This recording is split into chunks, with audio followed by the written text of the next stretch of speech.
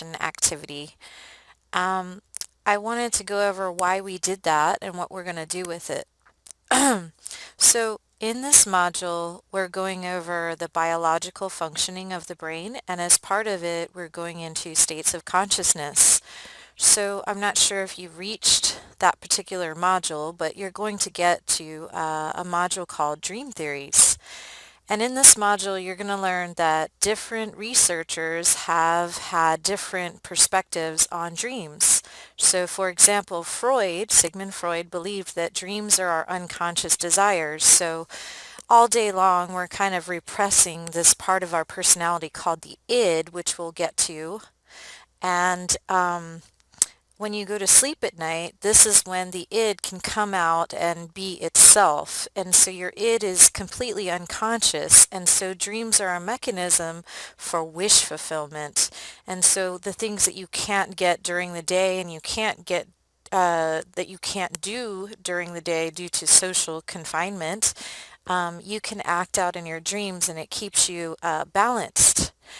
Um, on the other hand, and I go into this more on the lectures because it's pretty interesting, is Jung was Freud's probably most famous student, and we don't teach a lot about him in Psych 1 because he's a higher level. You would learn about him in a personality class at the 400 level. But Jung was really fascinating, and those of you who want to read more in psychology, I would recommend Jung. He is kind of out there, and so you have to be ready to go there. For example, he believes in synchronicity, that nothing happens by chance, everything happens for a reason. And so he kind of believes that there's this thing called the collective unconscious, and it's this kind of energy pattern. And when you go to sleep at night, your brain goes into a state where it can tap into this kind of collective unconscious pattern, and that dreams need to be interpreted as wisdom from the collective unconscious.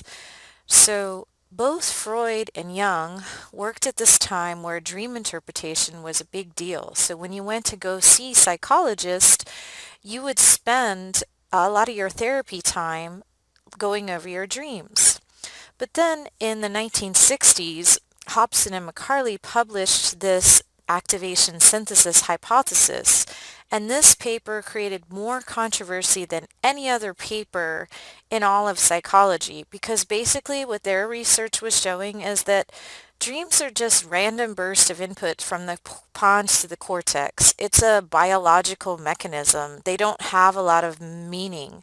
So psychologists who kind of followed Freud and Jung were making a lot of money off of dream interpretation, and they were spending a lot of time on dream interpretation. So these researchers coming in and saying dreams mean nothing, this caused a lot of controversy. They're just random bits of activation of the pons, and it's kind of this mental housekeeping function. And we did learn in the memory chapter that we definitely see that dreams and REM sleep is involved in memory.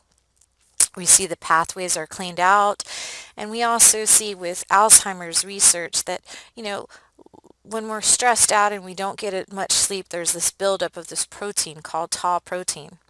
But what this activity that we were doing, which I have to say I'm so excited about, and it's one of my favorite activities, is Cartwright in the 1990s came back and did something similar to what I asked you guys to do. Is she said, okay, dreams are just random bursts of input from the pons to the cortex. Okay, you're saying that dreams are not meaningful. So then she gave people 5 terms, like I gave you 5 terms: man, woman, snake, bag, gun. If you guys go into the discussion board and you look, there is not one story that is exactly alike. And so she said, yes, okay, so maybe dreams are just random burst of input from the pons to the cortex. But look at how these 5 random bursts of input to the cortex are all processed so differently between all of us. And what I want to do now is a lot of you took this class, Psychology 1, and you say, oh gosh, she's just teaching us about history and memory and the brain. When are we going to get into analyzing things? Well, here we go. Let's have fun with this. Let's pretend we're dream interpretation people. So you can pretend that those stories are dreams, or you can look at it from what I'm saying is they told you a story. What Cartwright is saying is she's saying your brain would still have to take those 5 random bursts of information and process them. And it's probably from pathways that you've been using or, some emotional content that you're dealing with on an unconscious level got transferred into the story. So, for example, left hemisphere, right hemisphere. The right hemisphere is more your imagination. And it also seems to be a little bit more involved in kind of your negative emotions rather than your positive emotions. So this is kind of funny. I'm not sure how you guys are going to feel about me on this one. But as some of you know, I'm a single mom, and so my husband and I, we separated when my last baby was born. We had some issues and we just couldn't resolve them. And so it took me a long time, but finally I decided, okay, I'm going to start dating again.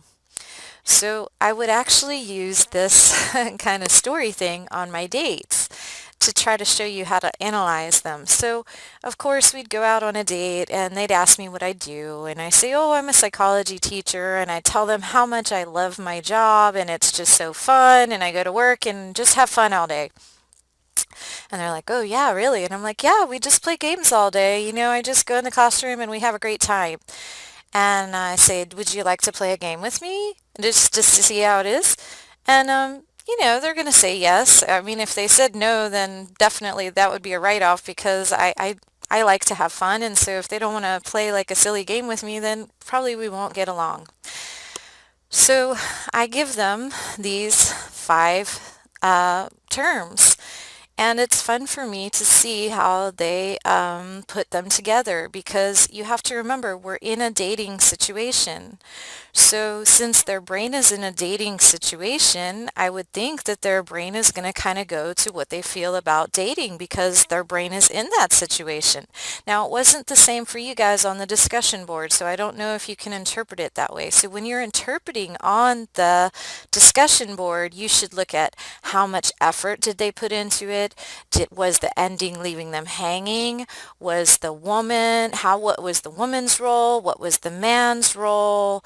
What's going on? So I want you to interpret their stories the way that you see them, like what is going on underlying. So I'll show you a couple of mine to give an example. So one guy that I went out with, he says, okay, you want me to tell you a story? Okay. So there was a woman and she had a really nice handbag and she had really nice shoes and she was walking across the street.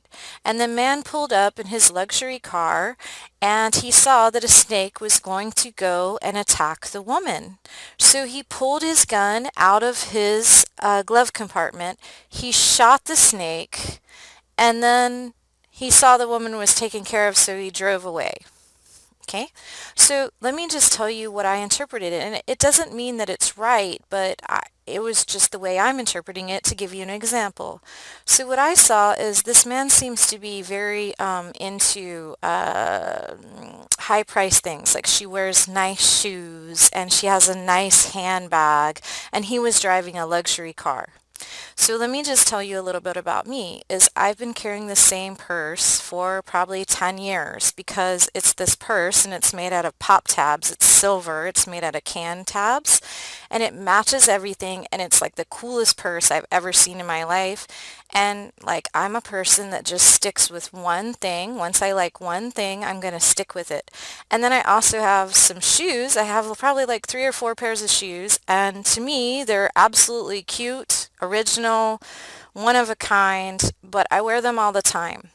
So I'm not really into like super nice things. I'm not into names or anything. It's just like I pick something that I think is cool and then I stick with it. So that he wanted her to have nice handbag and nice shoes kind of showed me he kind of wanted probably a woman that isn't quite like me. And then that he shot the snake and drove away kind of said to me he wants to be the hero and then he's going to leave. And at this time in my life, I don't need a hero as I'm completely self-sufficient and I want somebody who's a partner.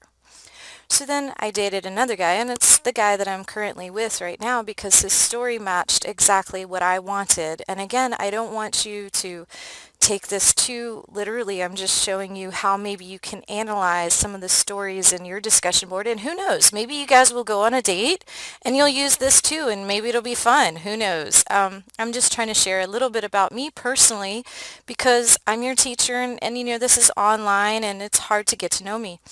So this guy, he said, you know, we went through the whole thing. Oh yeah, tell me a story, la la la. And he's like, okay, um, there was a man and a woman, and they were walking together in the woods. And as they came across a snake, and they happened to have a bag, and so they decided to try to use this bag together to scoop up the snake without touching it. So she took one side, he took the other side, and then they scooped up the snake. And then they just tied the bag shut because even though they had a gun, they weren't sure if they wanted to kill it because what if it wasn't poisonous? Okay, so as soon as he told me that, I was like, oh, this is the type of person that I can relate to. And let me tell you why. Is the man and the woman were a partner, and that's what I'm looking for at this time in my life, is I don't need someone to rescue me. I don't have any negative feelings attacking this. I don't need to rescue them. I just want a partner, somebody who's my friend, hand in hand, that we do things together. And so that he said they were walking together and that they scooped up the snake together was really important to me. And then that he said they didn't kill the snake because they wanted to find out if it was poisonous or not, as that was also something that was very meaningful to me. Why would you want to kill something just for no reason? If it's not going to hurt you, then just let it go. Let it go on its way. So in any case, this is why we're doing this, is I thought it would be fun for you guys to analyze these and to also understand that with dreams, we don't know if they're meaningful or not. I don't know what to tell you. There's all kinds of theories out there, and this is a fun way of looking at it.